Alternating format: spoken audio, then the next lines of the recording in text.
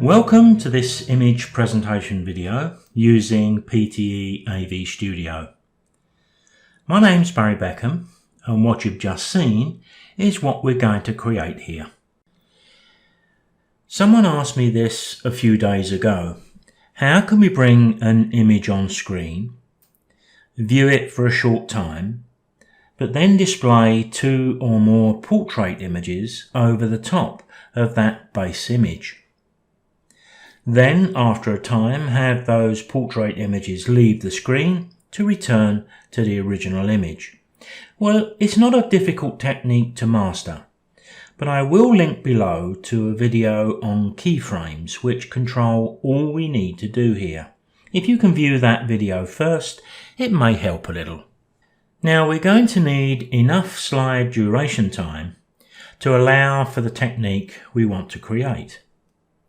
After a bit of experience, you'll soon get a feel for how long the base image needs to be on screen before the others appear, and so on. But to save a bit of time here, you can see I've used 25 seconds in the original example I showed you. To select that time, just click into the slide duration box at the bottom right of the thumbnail and just overtype the value to 25. We can increase or decrease the slide duration later if there's a need, or reduce it, of course. So we begin by dragging down the base image. That's where we're going to start, and I'm going to drop that between two blanks, but I will add the image that's going to follow the one we're working on. And then I'm going to click into the slide duration and adjust that to the 25 seconds. From there, I need to open this image up into the Objects and Animation screen. The default 2-second fade is shown to us onto the screen here by this grey bar, and off the screen here. The base image needs a respectable amount of time on screen after it fades on before the portrait images appear. So if we allow that 2 seconds fade on and we add 3 seconds where the image is just being viewed, then we need to start bringing on the first portrait image after 5 seconds. So let's make a start by first removing that bounding box we can see around the main image. We can do that by just clicking into the area at the bottom right, and you can see that disappear. Then, if we go up to the option at the top left of the screen, we can bring in the two images we want to use, which is this one and this one. I'll highlight both and open them. We're only going to see one of those because one of them is hidden beneath. But what I can do straight away is to select both of them. I'll select both of the keyframes as well just for a moment, so we can reduce the size and put a bit of style on these images. What I mean by that is we can click and drag over the X to reduce the size, but to speed things up, I know somewhere around 90 is going to be about right. And to make the images stand out, if I go to my Properties tab, I can tick to add a border and tick to add a shadow. I'm sure you are aware that you can change the thickness of the border and also the shadow, but for speed, we're going to stay with the default. Let me go back to the Animation tab, top right, and we'll come back to that. And I'm just going to click on my portrait left, because at the moment, what we're viewing here, we're viewing these images in the order we can see them here. So there may come a time that you want to switch the order around here. Now we can right click and we can use the order option here, and you can see what the shortcuts are. But it's much easier, I think, if I wanted to bring my portrait left to the top, then all I need is Control Page Up, and of course we can do the opposite with Page Down. But now I want to position both of these images in the position they're going to be when they finally appear on screen. Now we can do that with the pan controls, click and drag, but again, to speed up this video, I know that if I click and drag to the left, this one needs to be around about 40. And if that one needs to be minus 40, then if I select portrait right, that needs to be 40. So you can see the logic of what we've done here. We've got the two inset images nicely positioned where they need to be when they first appear on screen. So now we can select them again. So I'm going to hold my control key and select portrait left and right, and also both of the keyframes. Because what I'm going to do with the keyframes is I'm going to move this keyframe into the 5-second point. Once again, we can just click and drag, and the actual numbers we have here are not going to be super critical. But sometimes I find it just helps to just go over to the keyframe time and put 5000 into that box. Now what I'm going to do is to create the keyframes for the animation of these images onto the screen, and also the animation or the fade off. Let's start with the portrait left. There's the first of the keyframes. I'm going to right click and I'm going to clone a keyframe. I'm going to do that another 2 times because we're going to need 4 of these. Let me just take you through exactly what we've got here, and we'll position these a bit more accurately in a moment. When the image first appears on screen, this image here, which is controlled by this keyframe, either needs to be completely opaque so we can't see it, or in our case we're going to move it off the screen. Between this point and this point, it's going to drift down and settle into this position, because this position is now locked into the keyframe here because we cloned it.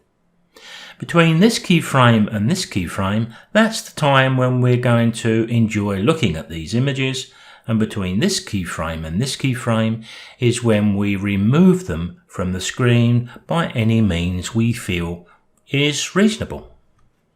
And of course we're going to need to do exactly the same with the right portrait. I'm going to drift away from the must know at the moment and a little bit of nice to know. Alt Insert will clone a keyframe, and I can do that the number of times that we actually require it. So let me just move these out of the way just for a moment.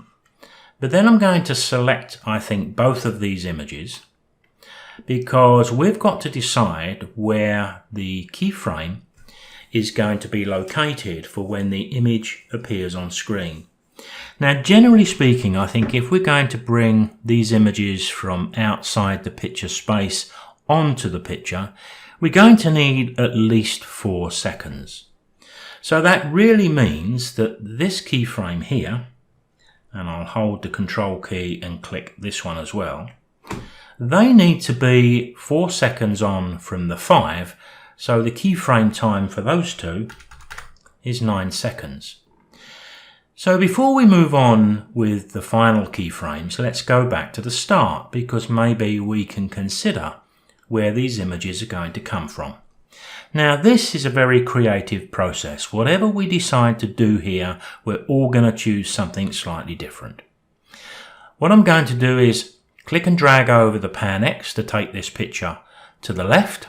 I'm going to drop down the zoom by doing the same thing. I'm going to use Rotate C to just rotate it a little bit, move it a bit further out, and use the Pan Y to push it up to that sort of point. Now if I go to the keyframe for the other image, what I'm going to do here is much the same. I'm going to bring it off onto the right hand side. I'm going to drop down the zoom. I'm going to rotate this one as well, and we'll also drop that one down. So if I put my cursor back at the start here and press play, we're going to see exactly what we're going to get.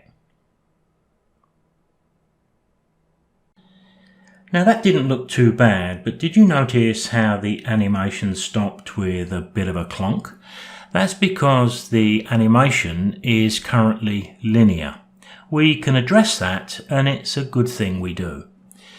I'm going to select Portrait Left and the first keyframe, and if we go up to the top right, we've added a little bit of pan, a bit of zoom and a bit of rotation.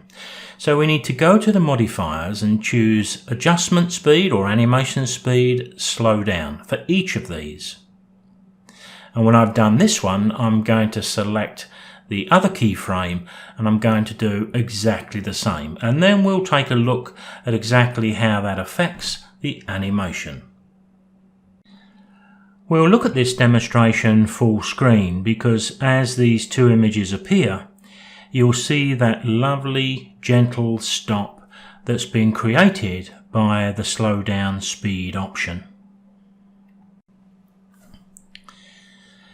Now those speed options do make quite a difference, and I have got a video which I'll link to below which explains exactly what we should use and when. All we've got to do here now is to really decide how long we want those two portrait format images on screen to enjoy. I'm going to suggest that we put these two keyframes at the 14-second mark. That gives us 5 seconds from when they come to a stop. So if I select both of those keyframes, I can go to the keyframe time and I can put 14,000 in there. So now we've got the start of our animation. The image is dropping into place. We enjoy the images. All we've got to do now is to decide how much time we're going to give these two keyframes, and that's going to really be dependent on what style we use to remove these from the screen. I think I'll just fade mine off the screen exactly the same as we did in the demonstration, but of course we could take these off the screen in the same way we brought them on. But if we did that, we'd probably want a little more time. As you saw up at this end, we needed about 4 seconds for the images to nicely settle. I think we can get away with a bit less when we're leaving the screen. Probably 3 seconds is about the limit. But here I think I'll just put these to a 2-second fade. So here, these two keyframes, when I select them, they need to be at 16 seconds. But now, of course, we've got to tell this keyframe what we want it to do between this one and this one. And that's pretty simple. All we need to do is to move over to the opacity, click and drag and drop the opacity to 0. Select the keyframe for the portrait image on the right and do the same. And there we have everything complete. Now, one thing that's probably important to mention here.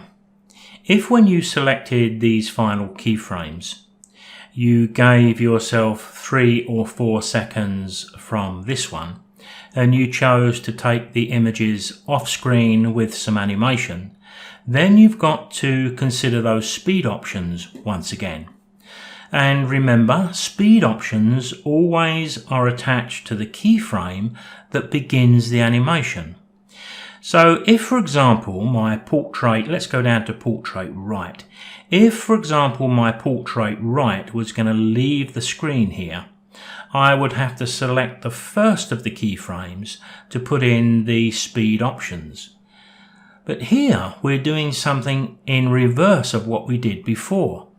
So if we did apply pan, zoom and rotate, we would have to go to the modifiers, animation speed, and probably the most likely speed we would put in here would be accelerate, because it would start off very gentle and speed up as it moved off the screen and tends to look quite nice on the eye. Let's take a look at one more sample of what we've created here. And once again, I'll use a full screen preview to demonstrate what we've created, and we'll allow it to run right to the end so we see how it looks with the next image in the sequence.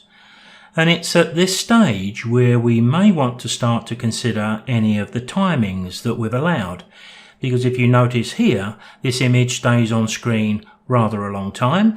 It's all going to depend really on the music you're using and how you want to display them. But of course, timing can be varied. In my first example at the start of this video, I included a softening of the base image as the portraits appear. It just makes them stand out a little better. Now it's quite easy to do, and I can show you here in the Objects and Animation screen. If I hold the Control key and select the background image, you can see that I've gone ahead and created 4 keyframes, exactly the same as we did with those portrait images. And I've got the first of those keyframes set just before the portrait images come to a stop. So between the start, where this background image appears on screen, to this point, nothing changes. But between this point and this point, we're going to change this so the background is soft, and you can see that I've dropped the blur down to 20. I'll take it off so you can see the image sharp. Just click and drag to the right and make it soft. And if you wanted to add a bit of opacity or drop the opacity down to make it a bit darker, you could do that too. Just make a mental note of the 2 numbers here if you want to keep them consistent, because we need to select the next keyframe and put the same values there. So let's just make a mental note of them, 73 and 19. So 73 in there, 19 in there, and of course as we move on to the last keyframes and they disappear, the portrait images disappear, the background becomes sharp again. So it's pretty quick and easy to do, but from a presentation point of view, it works rather well. Now, one final thing, once you've done this work, why not save it all as a slide style? So it'll be there for future use. It can be used as a control project that you can then add variations to, or even just a reminder of the techniques that we've gone through here. Here's how we do that. So what I'm going to do here is just select the background image. Then we can go to the properties, and up here we'll notice a little box that says main image, and it's already got a selection of number 1, which is correct. It's the first image in our slide style. If I select portrait left and tick the box, that's going to be number 2, and if I select portrait right and tick the box, that's going to be main image 3. Now we can close the Objects and Animation screen, and we're going to go down to our Styles and Themes. With the Styles and Themes window open, we need to select Styles, Tools and Create a Style. We get the opportunity to create a category. You can see I've chosen one there, and we get to give the style a name. 2 inset images is as good as any. We can put details of who the author is and any comments we wish. Here it's telling us we've got 3 images in our style, and we can simply create it. And that's it. It's done. Now, to bring this video to a close, let's test it. I'm going to double click this image to bring this one down. I'm going to double click this image and this image, so you can see there's a variation there. I'm going to select all 3 of them, go to my Styles and Themes, go to Barry's Demo and double click the style we've just made. So let's take a look at that slide style full screen and see how it works. So here we can see exactly what we created through this video, reproduced with just a couple of clicks. And of course, when we apply a slide style, we can apply that style to other images. Remember, this video can be downloaded to your desktop from my website for your convenience. I'll also link below to my image galleries and my forum. So there's quite a few links below that may be of interest to PTE AV Studio users. Don't forget to consider subscribing to my channel and hit that notification bell so you'll be advised whenever I put up a new video. Thanks for watching, and I'll see you next time.